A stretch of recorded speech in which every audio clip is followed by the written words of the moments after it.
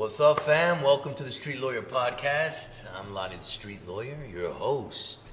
So here we are again. We're at SLS Baltimore. We got our finger on the pulse of the streets here. And let's segue into why I have my guest. My guest is Roland Harris. He's an attorney in the city, a legend in the city because he's always in court having trials, murder trials, attempted murder trials, life counts. That's what he does every day in this city. So he's got some interesting stories and interesting takes for you. But not only that, he's also, and I'm going to go crazy now, he's the gun guy. So he's the guy when you want your gun license and all the odds are against you. You call Roland Harris. Anyway, man, what's up, man? Yeah, what's up, Lonnie? Welcome, yeah, bro. Yeah, Welcome, thanks for having bro. me, man. For sure, man. Thanks for coming, man. You got a beautiful spot. Thanks, you know what I'm saying? Yeah, man. You try to create beauty around you. And speaking of creating beauty around you, right? When you're in central booking and you're sitting there talking to your client charged with murder, and they didn't pick his name out of a hat, right? Sometimes they didn't. Sometimes they did. Sometimes they did. All right, see, that's an advocate. So no, it's true. But you got to create beauty. Mm-hmm. You do, and those guys have to create beauty, don't they? In some way. Yeah. You have to. I mean, even if you actually killed somebody, the evidence is against you. You're getting convicted. You got to create beauty.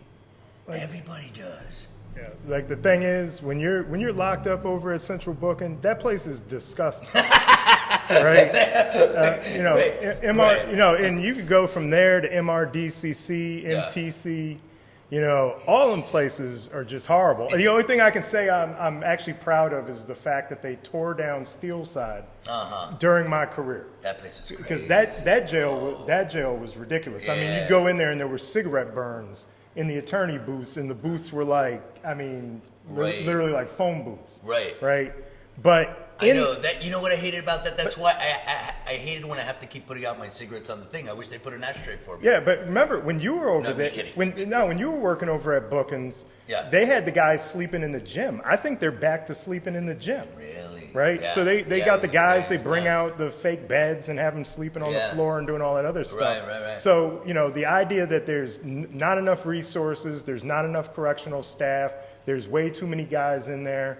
Yeah, but so that's a problem. But like the real way to stop that, these are all band-aids, is figure out a way to improve communities so that there's less crime. And because the less people are committing crimes, the less people will be in jail. But you know what, though? To a certain extent. I agree with you 100% on that, but there's a reason why Baltimore City exists, right?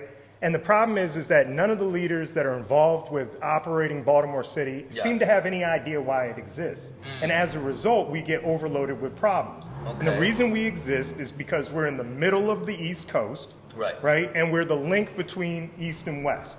So you bring goods in, they get processed here in Baltimore City, they get shipped nationwide, right? Yeah. And so as a result, what ends up happening? We get stuck with stuff like guns and drugs that get moved around nationally and internationally. Yeah. And we become, it's almost like a funnel effect where we're at the bottleneck of the whole entire problem. And so rather than trying to address the problem with the idea that we are an international city, in fact, we might actually be one of the more important cities that exist in the world. Really? Right? Rather than dealing with it from that angle. Because what happened? Our port, the thing happens on the bridge, and what happens? It's national news. Yeah. It affects the national economy. That's true. Just one bridge gets knocked out, and that affects the national economy. Yeah. Right? But nobody wants to talk about it or deal with it on that level. And instead, what they want to do is they want to lock up our citizens for having the guns and the drugs that they didn't stop from getting here in the first place. Yeah. So if you're going to pour in that much problem, you can't just pull away the guys at the bottom and expect to stop it. That ain't nothing. It's true. That's true. It's multifaceted. But at the end of the day, ideally, what you want is a city full of citizens that can have all of the worst temptations around them and be able to resist them. But that's not human nature. Yeah, I know that. You can't expect a human being to sit there. Just about everybody's going to have a vice. Yeah. And they're going to go and you get exposed to violence. Some people, that's their vice. Right. Some people, it's Absolutely. getting high, and that's their vice. What else? Violence. Let me tell you, man, what this shit is in these streets, bro, is fucking honor. It's all about honor. Whatever, even if we don't, it's their sense of honor in a very, very real sense. Even though that's punk street shit. Why are you killing each other? It's not about that.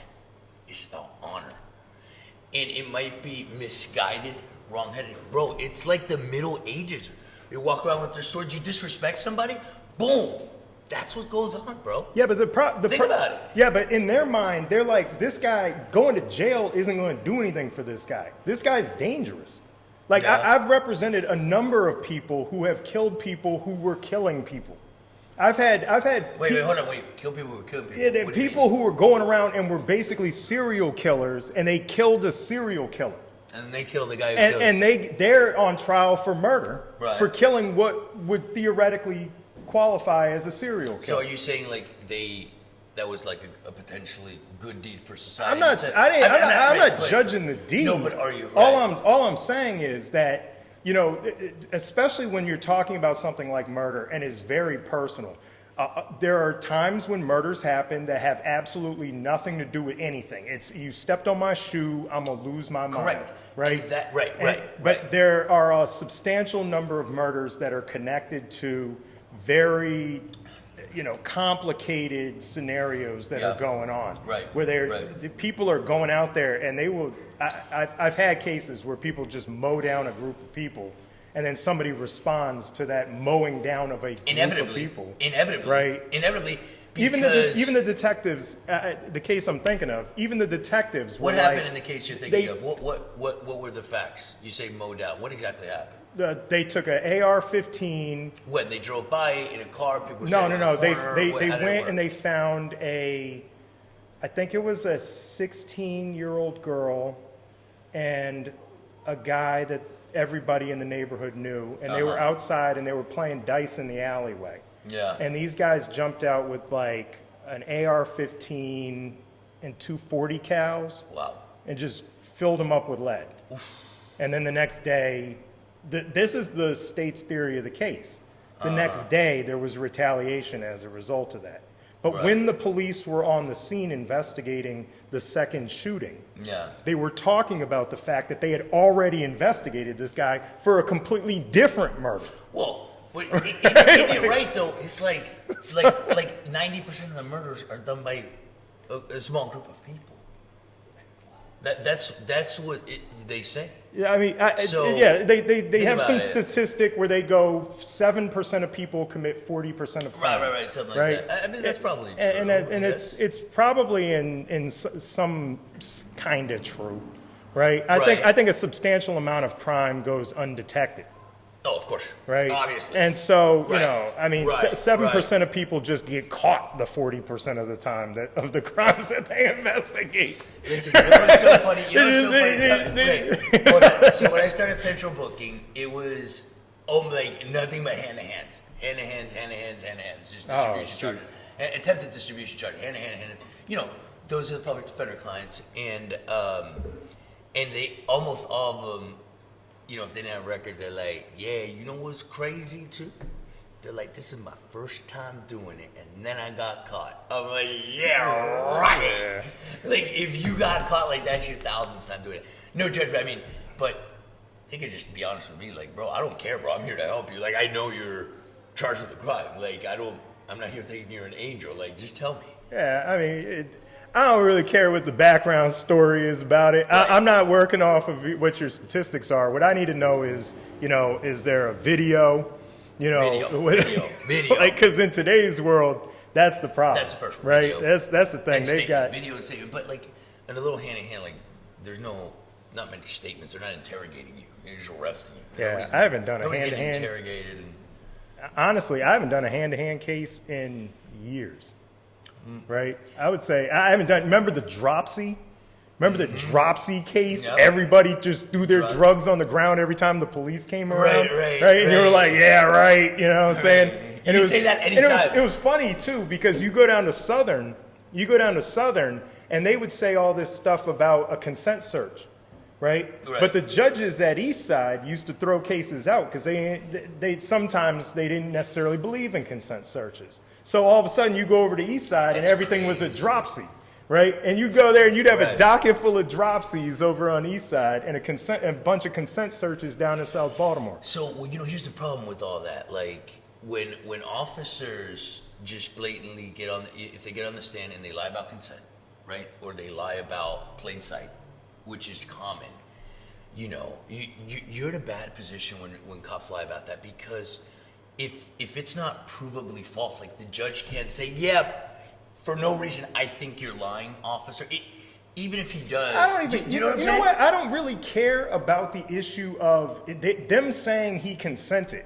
Well, that still leaves open a whole plethora of arguments. Like, was that consent valid? Okay. Right. Okay. So even if there's a whole area that you can work in where hopefully along the way you're gonna get something that you can argue, and he's not credible. Man, you just right? Keep, He or you she just is keep not this credible. open mind, right? I mean, I just work the angles. You're like never but like losing. in today's world, you got body camera, right? And so I could watch the body camera and see them corner my guy, right, and tackle him. And sometimes they walk up to him and it might be some type of stupid consent, and then we have a different conversation. Yeah. But even if somebody consents and that consent is not valid, well, you know what's funny? Right? That doesn't. You're right, because when I was when I was towards the end is when body cameras became present, because I stopped in 2019. Yeah. So I'm thinking, 2008, 2009, 2010, when I was really running and gunning. Yeah. No body cam. It was all what the cops said. Oh, no, it was body all camera. what the cops said. No. And like some of my clients were like, Lonnie, like, dude, you know me, like, you've talked to me about this, like, I'm on probation. You think I would consent? I'm like, I know you wouldn't, bro. But once they say that, especially the statement of probable cause, like, they could get you for 10 years on that shit. Yeah, man. yeah. I mean, you can get if the evidence comes in, you're looking at whatever the evidence coming in is going to So cost. is this like are right? the murders? Yeah, no, exactly. It's all about evidence. Yeah. Like, people don't understand. Like, everybody, like the judge, the prosecutor's like, "Ugh, evidence. Like, we don't care about the bullshit. Like, what's the evidence? Yeah. But so is it gang murders? Is that what's going on, or not even? I don't think the thing is that Or is it just stupid, like, TikTok shit and... I wouldn't really necessarily know, because the only things I get to learn about a case are what's going to be given to me information-wise about a case. I mean, I can see patterns in terms of names and locations, and there are times when certain named gangs will pop up as part of what's going on, but it can be a lot of King of the Hill. Right, and I mean, there's a lot of King of the Hill. So I wouldn't say, because unless that aspect needs to be explored, I'm not exploring that aspect of the case. Right. Like, I'm not bringing it into it. I'm not going to be like somebody's a gang member, right? Well, my whole that's the last thing you want to bring into it. Yeah. Well, I mean, maybe I want to bring it in about the other person, but is that really an angle I want to work during the trial? Period. Right. Like, period. My whole thing is, can they put my client at the scene? Does my client have a motive? And does my client have the opportunity, the ability to commit the offense as described? Yeah. Right. Those are the three boxes that I'm really looking to get scored. I want them to score zeros. Got it. On those. If you score zeros in each of those categories, put them there. you're going to win. And you know what? Especially, if a guy talks, like, an officer may not get a confession, but they put them there. That's what they always try to do. Right? They put them there, and then the guy would admit to being there somehow in the conversation, and then deny it or then ask for a lawyer. Dude, there's so many cameras now that they can actually. Oh, yeah, the camera. What they'll do is they'll eliminate anybody else from being in that zone by showing all the cameras, not showing anybody else leaving the scene. And so you're sitting there at the trial, and like half the day is just watching security camera with nobody on it. Right. And they're like, oh, this is the side view. And even the state will be like, this is all we're going to play, but pretty much the whole video looks just like that. Wow. And that'll be with you, ladies and gentlemen. Shows right? nobody left. And so if 2 people went back and 1 came out, you know, that's a whole. I've had more than 1 murder trial where that's a major it's so much piece harder of to get evidence. away with crime now with these cameras. Well, there's the cameras, the cell phones, Yeah. you know, and then even like the body cameras, they preserve the evidence now. I mean, now they have these cameras, I guess, where they can go out onto the scene and they essentially walk through the scene, and then you can upload it and walk through the scene on your computer screen. So right? isn't every single case almost determined by this? What's the discussion about? Unless, you know, of course. No. Because they arrive at the scene after the crime occurred, usually, right? Yeah, I mean, No. even if you know, what do they say? No, 'cause they don't get no there while man the can crime step in the happens. same river twice, right? Isn't that what the saying is? No man can step in the same river because it's not the same man and it's not the same river, right? And so, you know, with every single case, different things move underneath because, like, okay, there may have a case where they get the DNA off the gun and that's a critical piece of evidence. There may be another case where they get the DNA off the gun and it's not critical at all, right? There's times where I'll be like, Right. yeah, so you got So the what? DNA off Right. the gun, right? We didn't deny he had it. We Yeah, didn't deny but it. the DNA can get transferred all around, right? And so maybe in one particular case that there's no way that DNA should have ever been there but for this specific thing. And another case where I'm like, oh, it's just a dirty gun, No. right? So just because they have camera footage, just because they have even a witness, just because they have this or that doesn't mean it's done, That's true. right? Man, you're a good defense attorney, bro. Love the fucking attitude, man. Because that's what it is. You know, we are in a difficult position. You know, our back's against the wall. Every case, our back's against the wall as a defense attorney. Because, again, this is not some 50-50 thing. There was at least a certain level of vetting, imperfect as it is, to show that your guy was involved. Nah, dude, I just got a case where I'm looking at the police report. My guy's name's not even in it. Is that right? And I had this. I was at a hearing. I was at a hearing with the state, and I was like, "When are you going to turn over the rest of the discovery for this case? Because this is not helpful." Right. Right. This isn't telling me even why this guy's getting charged. Yeah, but what I'm saying, I'm making the point. Generally, there is some level of evidence against your guy that puts. That's the problem. Is that doing criminal defense sometimes is like panning for gold. Because the minute you start thinking, there's got to be something here about everything and all that other stuff, that's when, you'll get these cases. Attitude, huh? Right? You get these cases where people are charged with crap and nobody cares that they're innocent. Right? Nobody cares. You're right. I had a dude. I couldn't even begin to sit here and explain the whole mechanics of the case. Nobody cares. Right? I couldn't even begin to explain the whole mechanics of the case. But I will say that I went and I met with my client, and he was like, "I ain't do it," and I was like, "You don't seem like you would do it." Yeah. Right? Then I got his tape statement. And his reaction, they brought him in there, and he's like, "Hey guys, what am I in here for?" And they're like, "You're being charged with murder." And he was like, "Murder?" And his reaction was so authentic. I was like, this dude didn't do it, right? I was like, he didn't do it, right? Yeah. So then I contacted the state because my client was like, "I want them to track my cell phone." Yeah.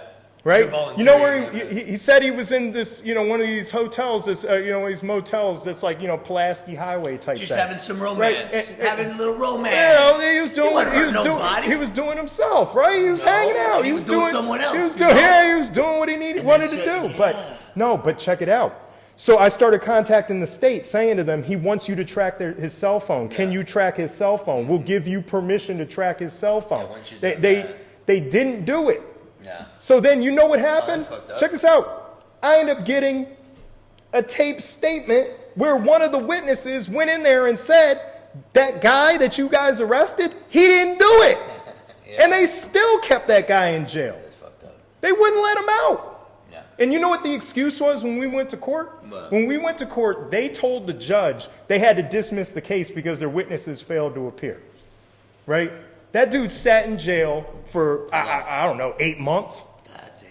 Right? Yeah. Sat in jail 8 months, nobody would let him out. I had a client, check this out, I had a client sit in jail for 4 months where he was like, he got a card on his door from the police saying, hey, we need to talk to you.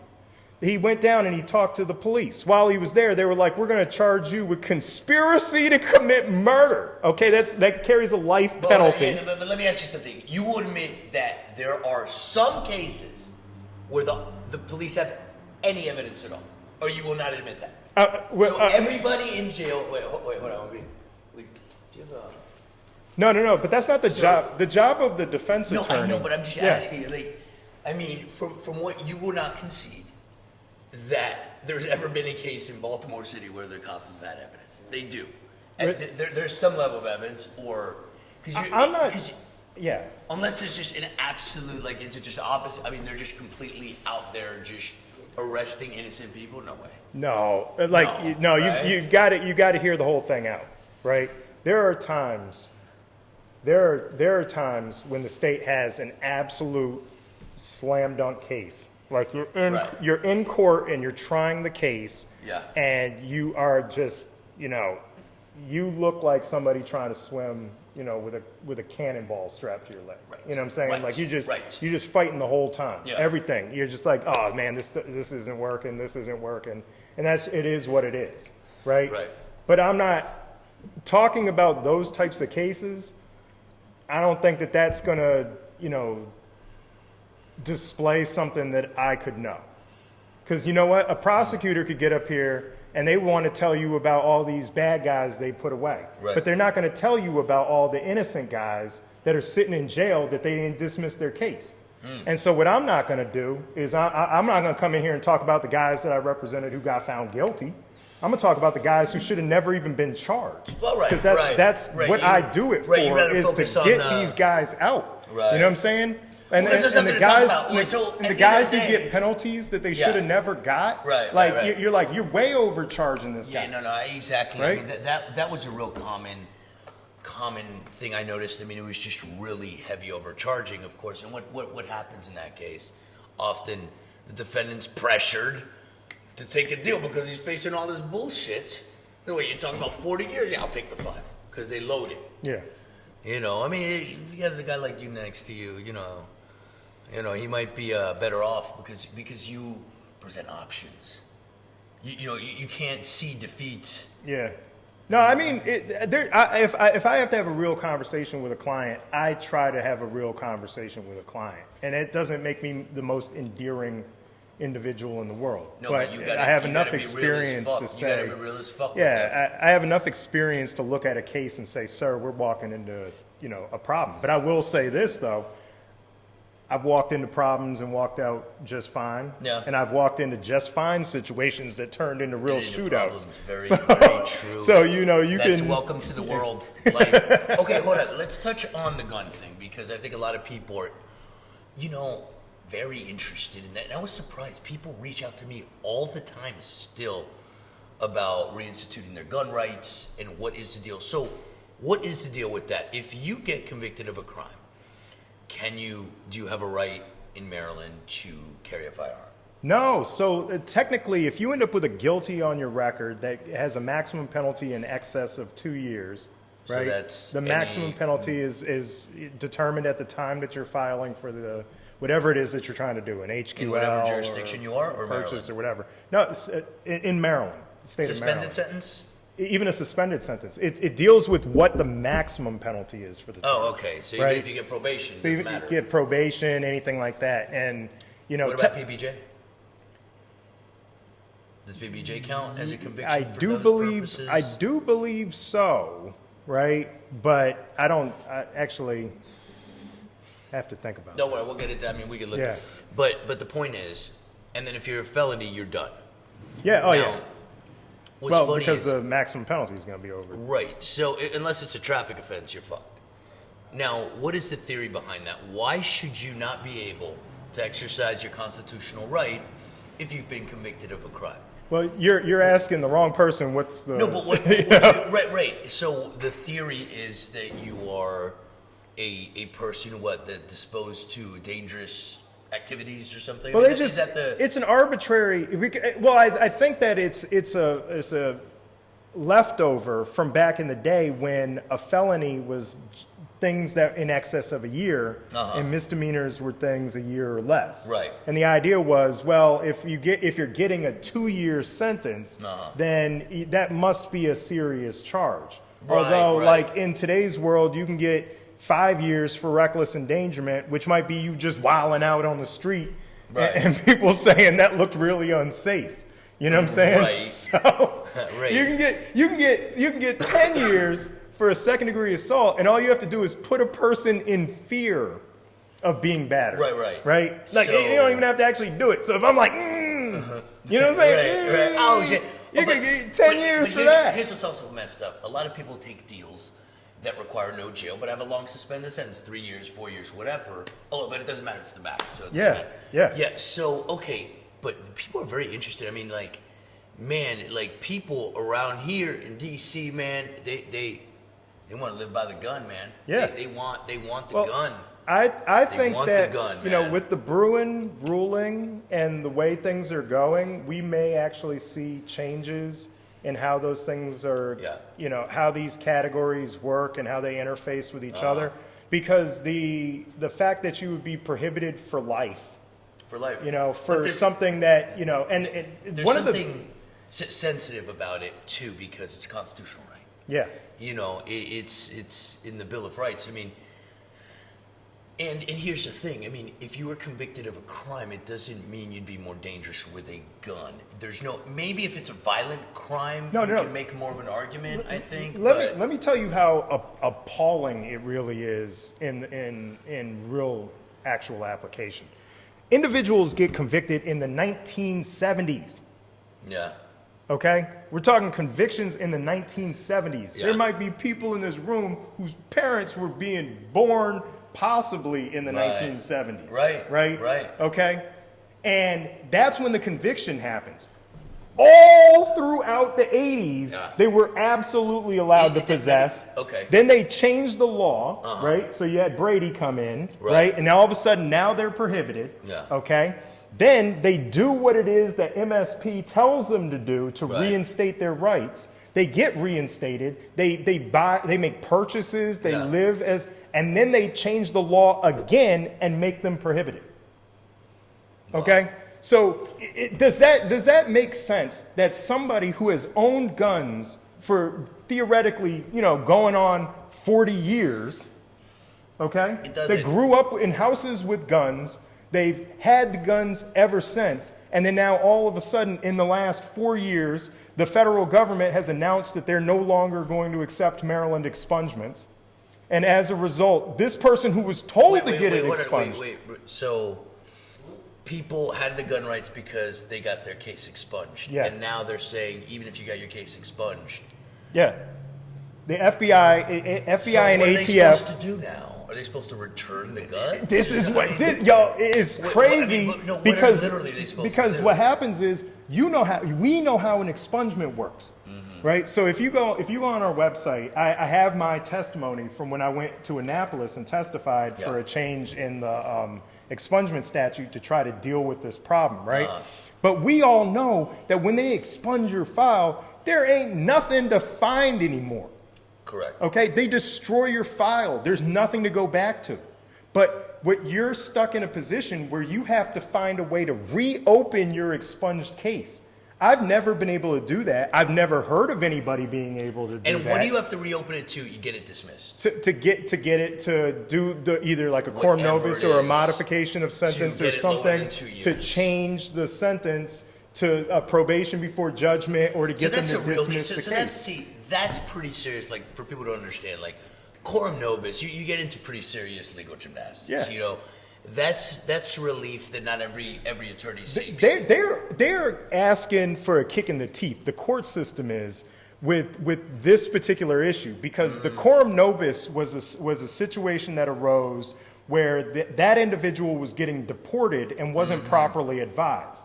Okay? Right. And so as a result, the court said, okay, we're going to give you an option to reopen your case so that way you know, if you were properly advised, maybe you wouldn't have taken this deal. Right. Well, we're talking about a constitutional right. Right. We're not talking, and it's not that immigration, in my heart or mind is any less than a constitutional right. No, we're talking about what's in the Constitution. But we can't deny that the Second Amendment is a constitutional right. It's a sensitive thing. And they don't advise. How many times when we were kids starting out as attorneys, were we told to advise people that they would lose their Second Amendment right for life? No, nobody. We that never was not did part it. of the litany. That was not part of the litany. So all those cases should be reopened. Interesting. Right? All of it, in my mind, all those cases should be reopened. That's true because, look, you know, a lot of people would have considered that very seriously. In fact, I bet some people would have said, if you're going to take away my gun rights, I'd rather get a charge that's less than 2-year max, and I'll do time if I know that this gun is in jeopardy.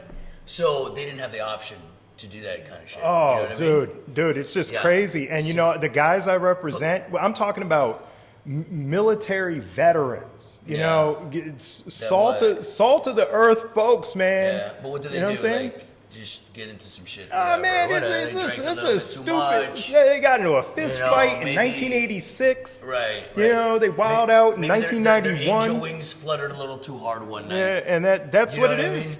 That's what it is. But some of them were in situations where they had some drama going on, and it was understandable. Yeah. Like one guy, his neighbor put out some charge on him, right? Yeah.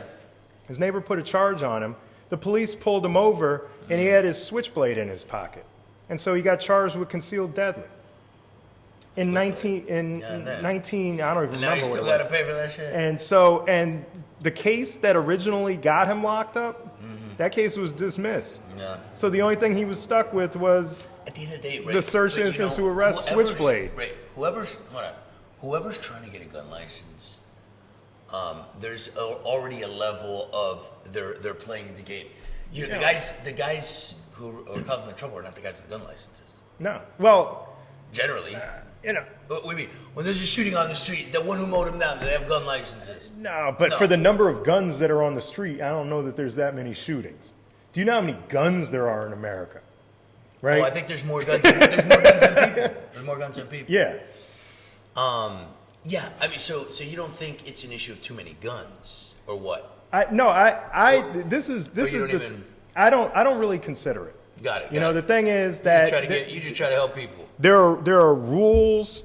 I didn't write the Constitution, right? You can look as close as you want. You're not going to see my signature on it. No. Right? But my thing is to get people their constitutional rights. Yeah. You know, if they're trying to go about it the right way, and there's a way for them to go about it the right way, and all they need is a little bit of guidance and a little bit of help, that's what you're there for. Then we can do it. That's what you're there for. Right? Yeah, man. You know, that gun thing. I tell people sometimes, man. I'm like, are you sure? Like, you went to jail for all this shit. Now you want the gun? Like, I gotta protect myself. And I really wonder, are you safer with a gun? You know, I don't know. I'm not certain. I'm not. You know why I'm not here to judge? Because it's in the Constitution. I don't know that it's safer to just allow people to walk around with freedom of speech. I heard some clowns talking, and I think it's dangerous. I think it's dangerous that they're running their mouth like that. That's right. You know, and the world would be a lot safer if we just allowed the police to shake everybody down. But we got a First Amendment, we got a Fourth Amendment, and we got a Second Amendment. I don't want to live in a world like that. I don't want to. But that's the thing, that you can't start. You can't pick. You can't even allow yourself to start trying to pick between amendments. Right, exactly. Those amendments, that First Amendment and the Second Amendment, them things all passed on the same day. Yeah. No, right? 100%. All of them, the same 100%, people sat in the same room and had that same conversation. So what you're doing is, when you really think about it, if someone is convicted of a crime with a max of 2 years, after that, regardless of any other element about them, you are permanently taking their Second Amendment. That's huge. Yeah. That's huge. I think I have a problem with that. But anyway, so what's the future look like, man, for you, man? You got a growing practice now, right? Yeah. You started as a criminal guy. Yeah. Right, but you expanded. Yeah. Okay, and now you're in what do you do? What kind of law? Me primarily, I do a lot of criminal. I've actually gotten in the filing federal lawsuits in regards to the gun issue. Oh, is that right? And you're taking offensive action. I enjoy the Second Amendment issue. Yeah. Right. Yeah. And I if that can be my future, I'll take it. Okay. You're kind of like going that niche. Yeah. And we recently we put together a self-defense seminar. We're going to be doing another one on July 14th. Yeah. Right. Come on out. You're doing a self-defense. Do you teach the kick in the balls and the poke in the eye? No, what I do is I talk about it from the lawyer's perspective. I got you. So you've already kicked the dude in the balls and poked him in the eye. Now we got to have a conversation about whether that was legit legally. You know what I'm saying? So you have to explain it. Okay, I got a quick. And we're gonna end on this. I got a good self-defense question now. If you're walking in a dark street, right, and there's a dude who's following you, right? You sense him behind you. You're not saying anything, but he's following you. And he's getting a little closer and closer, but he's still like 20 feet away. And he's still walking. So you turn around and you go up to him and you fucking punch him in the face. That's not, is that self-defense? No. Right? And the only reason I'm going to say no is just that you got to get something, you've got to show that you are not the aggressor. What about if he's walking after you and say, hey, you a bitch ass motherfucker? No, that's not either, right? Because if you were to sit here and say you a bitch ass motherfucker, my option is to sit here and be like, well, fuck you too, right? And not do anything. It's reacting with violence. Now, if you see the guy and the guy's carrying a gun, or you see the guy and the guy's saying to you, what if he says, I'm gonna fuck you up? Yeah, like if there's something like that. What if he's walking behind you? If it's and he something says, like that, but you're still ahead of him. Hold on. You're in front of him. He's walking behind you, and he says, yo, I'm going to fuck you up. And you turn around and walk 20 feet and punch him in the face. That's probably not self-defense. That's not self-defense. I mean, I'm not going to say that if we have a conversation and work on your case, that might be self-defense. But what I'm saying is, on his face, that ain't self-defense. My man. All right, so if somebody needs your services... 888-585-7979. Law office is Cohen Harris. Cohen Harris. Towson, 40 York Road. Perfect. Right? Perfect. Wow, man, what a great convo, yo. Appreciate you, dog. Yeah, man. For it's a good sure. time. Thanks for joining us, fam. We appreciate it. See you next time.